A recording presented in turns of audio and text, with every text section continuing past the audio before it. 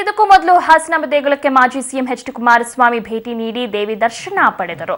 JDS ರಾಜ್ಯಾಧ್ಯಕ್ಷ ಎಚ್.ಡಿ.ಕೆಗೆ ಹಿರಿಯ ಸಹೋದರ ಎಚ್.ಡಿ. ರೇವಣ್ಣ ಜೊತೆಗಿದ್ರು. ದರ್ಶನ ಪಡೆದ ಬಳಿಕ ಮಾತಾಡಿದ ಎಚ್.ಡಿ. ಕುಮಾರಸ್ವಾಮಿ, ರೈತರು ಸಂಕಷ್ಟದಲ್ಲಿದ್ದಾರೆ, ಬರ ಪರಿಸ್ಥಿತಿ ನಿವಾರಣೆಗೆ ತಾಯಿಯಲ್ಲಿ ಬೇಡಿಕೊಂಡೆ, ಸುಪ್ರೀಂ ಕೋರ್ಟ್ನಲ್ಲಿ ಎಸ್ಎಲ್ಪಿಯಲ್ಲಿ ರಾಜ್ಯಪರ ನ್ಯಾಯಕ್ಕಾಗಿ ಪ್ರಾರ್ಥಿಸಿದೆ ಅಂದ್ರು.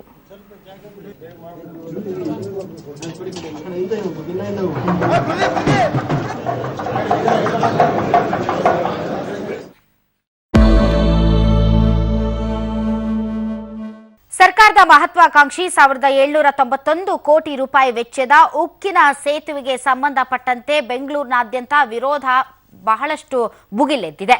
ಈ ಮಧ್ಯೆ ಸರ್ಕಾರದ ಯಾವೊಬ್ಬ ಪ್ರತಿನಿಧಿಯೂ ಇಂದು ಏರ್ಪಡಿಸಲಾಗಿದ್ದಂತಹ ಸಂವಾದದಲ್ಲಿ ಭಾಗವಹಿಸಿರಲಿಲ್ಲ. ನಟ ಯಶ್ ನಡೆಯ ಬಗ್ಗೆ ನಿರ್ಮಾಪಕ ಸಿಆರ್ ಮನೋಹರ್ ಆಕ್ಷೇಪವನ್ನ ಎತ್ತಿದ್ದಾರೆ. ಮಾಧ್ಯಮಗಳಿಗೆ ನಟ ಯಶ್ ಸವಾಲು ಹಾಕಿರುವುದು ಸರಿಯಲ್ಲ. ಬಂಗಾರಪೇಟೆಯಲ್ಲಿ ನಿರ್ಮಾಪಕ ಸಿಆರ್ ಮನೋಹರ್ ಈ ಹೇಳಿಕೆಯನ್ನ ಕೊಟ್ಟಿದ್ದಾರೆ. ಯಶ್ ಬೆಳೆಯುತ್ತಿರುವಂತಹ ನಟ, ಅವರು ಯಾಕೆ ಹೀಗೆ ಮಾಡಿದ್ದಾರೋ ನನಗೆ ಗೊತ್ತಿಲ್ಲ.